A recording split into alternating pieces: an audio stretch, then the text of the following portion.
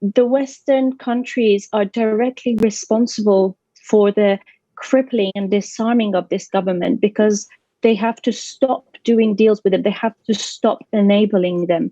At the moment, JCPOA is back, for discussion. The president of Iran is being invited to UN meetings. These things shouldn't happen. These individuals are terrorists. This is a terrorist organization. Anti-government protests in Iran are now in their third week. The unrest was triggered by the death of Mahsa Amini, who fell into a coma hours after being detained by morality police for allegedly violating the strict hijab law.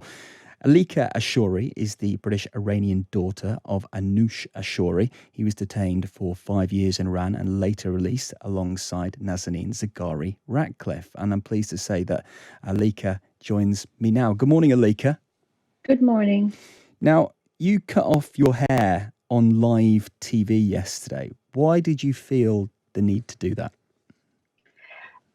Well, I feel like this is an issue that's very important to me, very close to my heart, and we've tried to get this news covered in many different ways by raising awareness in many different ways for 3 weeks that these protests have now been happening. But the news wasn't getting as much coverage as it should. And I felt like, in solidarity with all the other feminists, activists, and very notable women that I know, it was good that I was given that platform to also cut my hair and get the message out to a wider audience. Why do people in Iran feel like they're able to protest more? Why are they being more bold in the methods that they're using to protest? I feel like this time round, because it's the millennials, it's the teenage demographic of Iran, girls as young as 16 are going into the streets to protest. There is a raw quality to it because these girls have grown up with the internet. They know what they're missing, they know what's out there, and their protests aren't happening in vain. In the past, girls have tried since 2009 with the unrests that happened back then due to the rigged elections. There have been constant small protests, but they haven't been covered.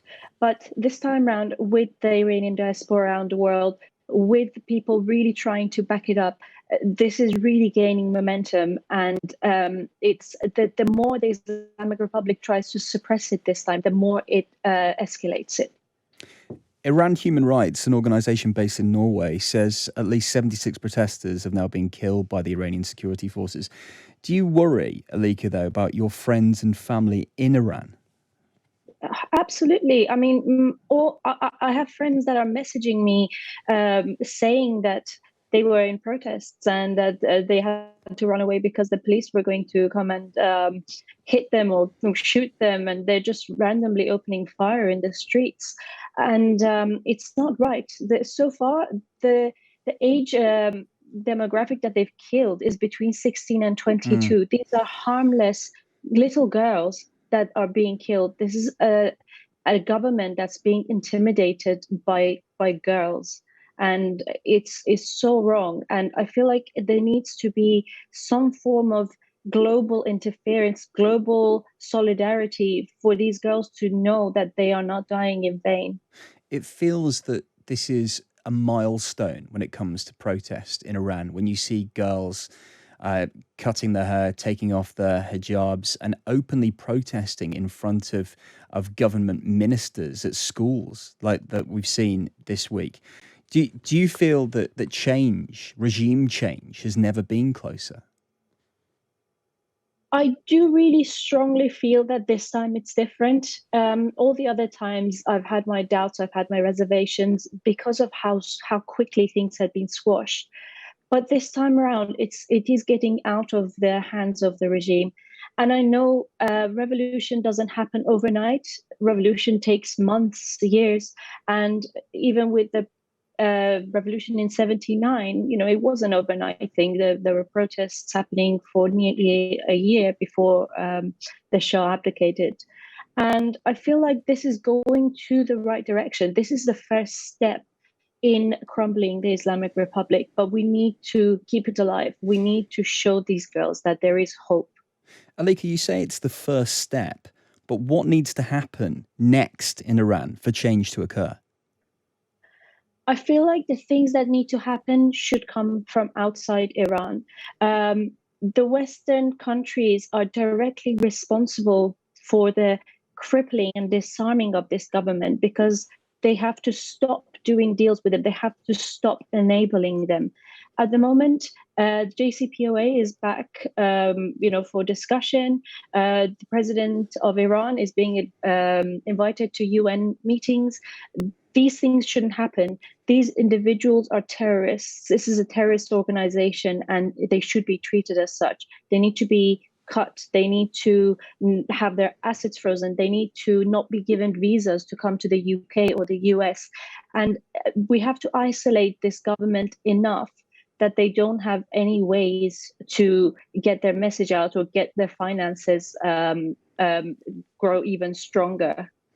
You talk about people becoming desensitized and this needs to change, but what could a bright future, what could a future look like away from the regime? Well, first of all, we can start to rebuild Iran as it was back in up to the 70s. Iran is a very resource rich country with very hospitable people, culturally rich. So, if we do have a democratically elected government by the people that goes by the international rules of law, then we have hope to make Iran a destination for tourists to visit, for the diaspora to go back to their country, for people to travel freely, for the currency to improve. There is so much that needs to be done that would be impossible under the current regime.